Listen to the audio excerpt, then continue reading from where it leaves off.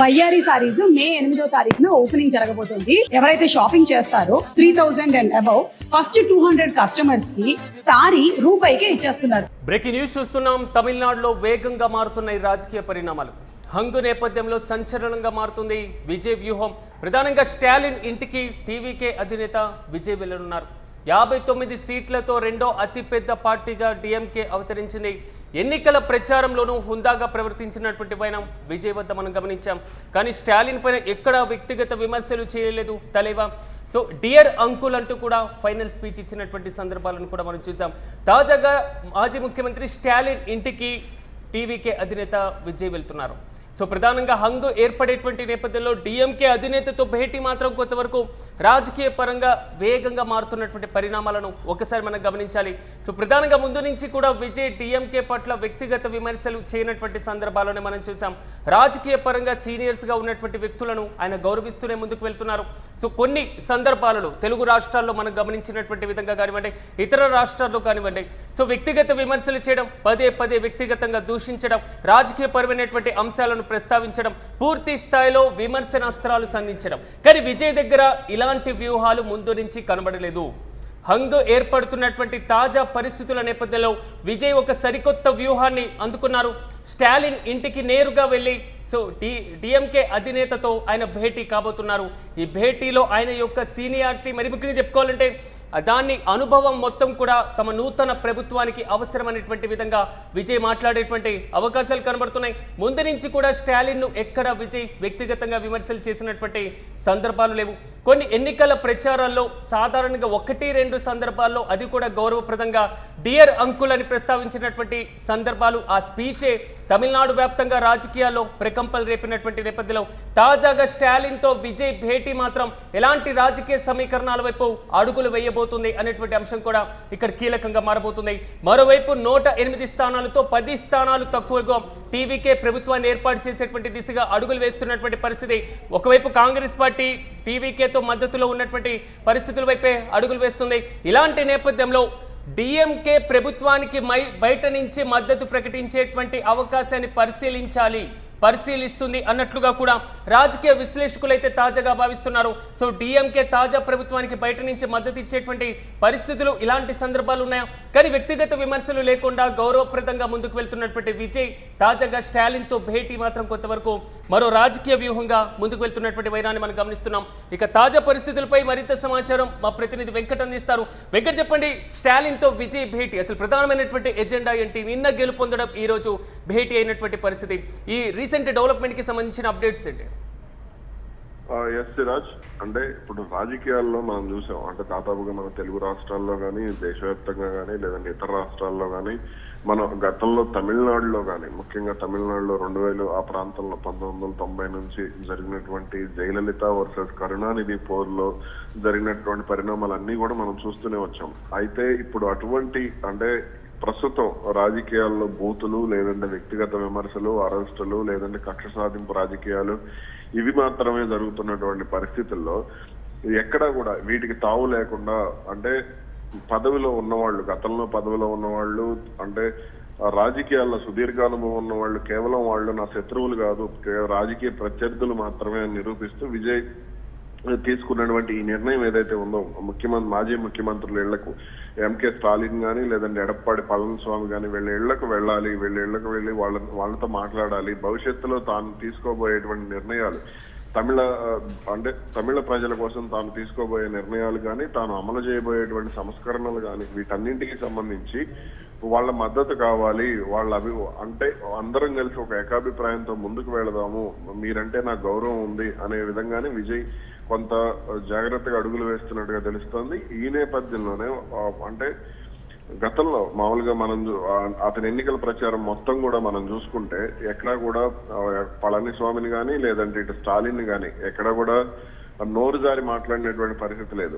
అంటే నేనేం చేయబోతున్నాను అనేది మాత్రమే చెప్తూ తన మీద వచ్చినటువంటి విమర్శలకు సున్నితంగా సమాధానం ఇవ్వటం, అదేవిధంగా ముఖ్యమంత్రిని సార్ అంటూ మాట్లాడటం, ఇవన్నీ కూడా మనం చూసాం. అలాగే మీరు అన్నట్టుగా 1-2 సందర్భాల్లో డియర్ అంకుల్ అనేది కూడా మాట్లాడటమే జరిగింది తప్ప ఎక్కడ కూడా నోరు జారి కానీ, బ్యాలెన్స్ తప్పి కానీ, సహనం కోల్పోయి కానీ కూడా అతను ఎక్కడ మాట్లాడలేదు. అన్ని పార్టీల మధ్య అంత బేకర పోరు జరుగుతున్నా, ప్రచార హోరు అంత స్థాయిలో ఉన్నప్పటికీ కూడా అతను ఎక్కడ కూడా నోరు జారి మాట్లాడినటువంటి పరిస్థితి లేదు. కానీ వెంకట్ అంటే ఇలాంటి కల్చర్ అసలు తమిళనాడులో ఎక్స్పెక్ట్ ఎక్కడ చేయలేనటువంటి పరిస్థితి. అంటే గతంలో గెలిచినటువంటి వెంటనే కేసులు పెట్టడం, లేదా వెంటనే అరెస్టు చేయడం, విచారణ జరిపించడం, విచారణకు సంబంధించినటువంటి కమిషన్స్ వేయడం, ఇవి చూసాం. కానీ వెళ్ళి కలవడం, ఇలా హుందాపరంగా ఆలోచనలు షేర్ చేసుకోవడం, ఇక కొత్త కల్చర్ కి తమిళనాడులో విజయ్ శ్రీకారం చుడుతున్నారు అనుకోవచ్చా? ఖచ్చితంగా అనుకోవచ్చు, అది ఖచ్చితంగా అనుకోవచ్చు. గతంలో 2001లో అనుకుంటా జయలలిత అప్పుడు ముఖ్యమంత్రి అయిన తర్వాత కరుణానిధిని ఇంటికి వెళ్లి అరెస్ట్ చేయించారు. అసెంబ్లీలో తనకు జరిగినటువంటి అవమానం కానీ లేదంటే ఇతర పరిణామాలు కానీ వీటన్నిటికీ సంబంధించి. ఇప్పుడు విజయ్ ని కరూరు ఘటన తర్వాత కానీ లేదా చాలా అంశాల తర్వాత టార్గెట్ చేశారు, సోషల్ మీడియాలో విమర్శలు చేశారు, సినిమా యాక్టర్ అంతా మాట్లాడారు, దారుణంగా విమర్శలు వచ్చినటువంటి పరిస్థితి. కానీ ఎక్కడ కూడా విజయ్ నోరు జారలేదు. ఇక ఇప్పుడు ఓకే, గత ఎన్నికల కోసం గెలుపు కోసం మీరు ఎన్నో మాట్లాడారు, కానీ నాకు అది కాదు, నాకు తమిళనాడు భవిష్యత్తు కావాలి, నేను కొన్ని దశాబ్దాలుగా కలలు కన్నా తమిళనాడుని నేను మార్చే దిశగా నేను అడుగులు వేయబోతున్నాను, మీరు నా వెంట నడవాలి అనే విధంగానే వాళ్ళతో స్నేహం కోసం విజయ్ ప్రయత్నం చేస్తున్నాడు అనేది మనం చూడాలి. సో కొంతవరకు ఎందుకంటే హంగ్ ఏర్పడినటువంటి నేపథ్యంలో ప్రభుత్వానికి ఎంతమంది ఎమ్మెల్యేలు మద్దతు ఇచ్చినా స్ట్రాంగ్గా ఉండేటువంటి పరిస్థితులు కనబడుతున్నాయి. కానీ ఈ భేటీలో అలాంటి రాజకీయపరమైనటువంటి అంశాలు ఏమైనా చర్చకు వచ్చేటువంటి అవకాశం ఉండొచ్చా అనుకోవచ్చా? అంటే ఇద్దరితో భేటీ అవుతున్నారు కాబట్టి అతనికి కావాల్సింది 10 మంది ఎమ్మెల్యేలు. 10 మంది ఎమ్మెల్యేలకు అక్కడ చిన్న చిన్న పార్టీలు ఉన్నాయి, టీఎంకే కానీ లేదంటే కాంగ్రెస్ కానీ ఇలా పీసీకే, ఇట్లా కొన్ని పార్టీలు ఉన్నాయి. ఈ పార్టీలన్నిటితో అతను ఏదో ఒక రూపంలో మద్దతు, వాళ్ళు సాధారణంగా వాళ్ళు మద్దతు ఇవ్వడానికి తల ఒక మంత్రి పదవి ఇస్తేనో లేదంటే ఇంకో పదవి ఇస్తేనో వాళ్ళు వచ్చి మద్దతు ఇస్తారు. కానీ ఇక్కడ ఇతను భేటీ అవుతుంది 2-3 స్థానాల్లో నిలబడినటువంటి పార్టీలతో. కాబట్టి ఇది మనం మద్దతు కోసం మాత్రమే అని కూడా చూడకూడదు. కేవలం తనకు భవిష్యత్తులో అంటే తాను తీసుకోబోయేటువంటి నిర్ణయాలకు, ప్రజల కోసం తీసుకోబోయే నిర్ణయాలకు ఎటువంటి ఇబ్బంది ఉండకూడదు. అదేవిధంగా ఇక అంటే తమిళనాడులో అంటే ఇప్పుడు తనను ఎక్కువగా నమ్మింది జెన్జీ తరం నమ్మింది. కాబట్టి ఇప్పుడు వాళ్లకు నేను ఒక జవాబుదారీగా ఉండాలి, వాళ్లకు నేను సరికొత్త రాజకీయ సిగ్నల్స్ ఇవ్వాలి అనే విధంగానే విజయ్ ఇప్పుడు వీళ్ళని కలుస్తున్నారనే కోణంలో మనం చూడొచ్చు. వెంకట్, డిఎంకే ఎలా రిసీవ్ చేసుకునేటువంటి అవకాశం ఉండొచ్చు? డిఎంకే కూడా ఉదయనిధి స్టాలిన్ ను ఎల్ఓపిగా ఎన్నుకోవాలి అనేటువంటి పరిణామాలు ఆ ప్రక్రియలోనే కొంతవరకు ముందుకు వెళ్తుంది. మరి ఇలాంటి సందర్భంలో విజయ్ రాకను స్టాలిన్ ఏ విధంగా రిసీవ్ చేసుకునేటువంటి పరిస్థితులు ఉండొచ్చంట? ఇక్కడ ఇప్పుడు ఒక వ్యక్తి అంటే నీతో నాకు ఎటువంటి గొడవ లేదు, సయోధ్యకే అంటే అనేది, లేదంటే మనం స్నేహపూర్వకంగా ముందుకు వెళదామని అంత అంటే అతనికి విజయ్కి డిఎంకేతో కలవాల్సినటువంటి అవసరం లేదు. అతనికి మద్దతు ఇవ్వాలంటే అక్కడ వేరే పార్టీలు ఉన్నాయి, ఏఐడిఎంకే ఉంది, ఇవన్నీ ఉన్నాయి. కాబట్టి ఇక్కడ స్టాలిన్ కూడా నేను హుందాగానే ప్రవర్తిస్తారని ఎక్స్పెక్ట్ చేస్తున్నాను, అందరూ అదే ఎక్స్పెక్ట్ చేస్తున్నారు. కాబట్టి దానికి పరంగా అంటే ఇప్పుడు విజయ్ ఎప్పుడూ లేని విధంగా, ఎందుకంటే ద్రవిడ రాజకీయాల్లో వాళ్ళు ఏం చేశారనేది వాళ్ళకి చరిత్ర గుర్తుంది. అటువంటి రాజకీయానికి, అటువంటి కక్షపూరిత రాజకీయాలకు చరమగీతం పాడుతూ ఒకడు గెలిచిన వాడు నా ఇంటికి వచ్చాడు అన్నప్పుడు ఖచ్చితంగా దాన్ని స్టాలిన్ ఆహ్వానించాలి, దాన్ని ఆహ్వానిస్తారనేది అందరి భావన. Right Venkat, thank you. మొత్తం మీద తమిళనాడులో మాత్రం శరవేగంగా మారుతున్నాయి రాజకీయ పరిణామాలు. హంగ్ ఏర్పడుతున్నటువంటి నేపథ్యంలో, సంకీర్ణ ప్రభుత్వం ఏర్పడుతున్నటువంటి నేపథ్యంలో విజయ్ ఒక సరికొత్త వ్యూహంతో ముందుకు వెళ్తున్నారు. గతంలో తమిళనాడులో ఇలాంటి కల్చర్ మనం చూసినటువంటి దాఖలా లేవు.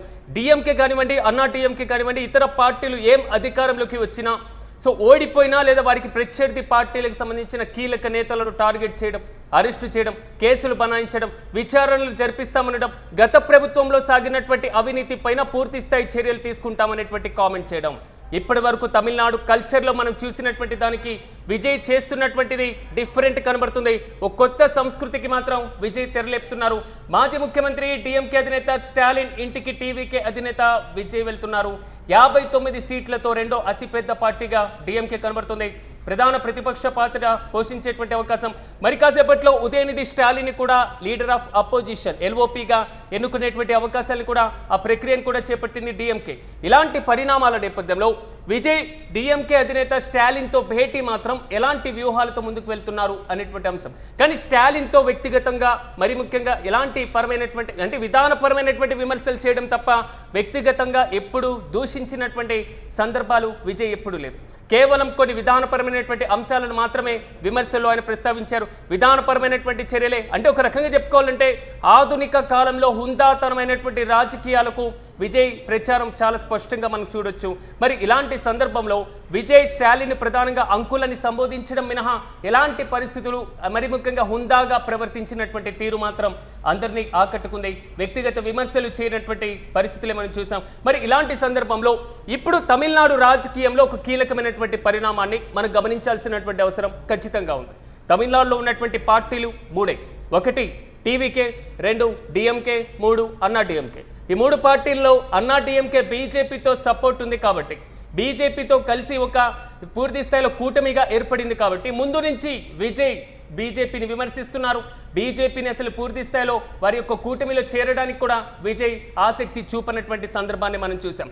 అంటే ఆల్మోస్ట్ అన్నా డిఎంకేకు వ్యతిరేకంగా డిఎంకే మీద ఎలాంటి విమర్శలు చేసినా అది ప్రభుత్వ పరంగా విధానపరంగా చేసినవే తప్ప అంతగా డిఎంకేని టార్గెట్ చేసినటువంటి సందర్భాలు లేవు.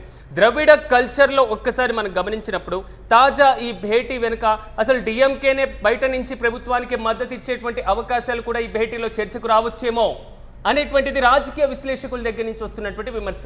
కానీ బయట నుంచి వచ్చినా రాకపోయినా మాత్రం పూర్తి స్థాయిలో కాంగ్రెస్ సపోర్ట్ తీసుకొని కూడా టీవీకే అధినేత ప్రభుత్వాన్ని ఏర్పాటు చేసేటువంటి దిశగా అడుగులు వేస్తున్నారు. కాబట్టి తాజా ఈ భేటీ మాత్రం తమిళనాడులో ఒక కొత్త సంస్కృతికి తెరలేపబోతుంది.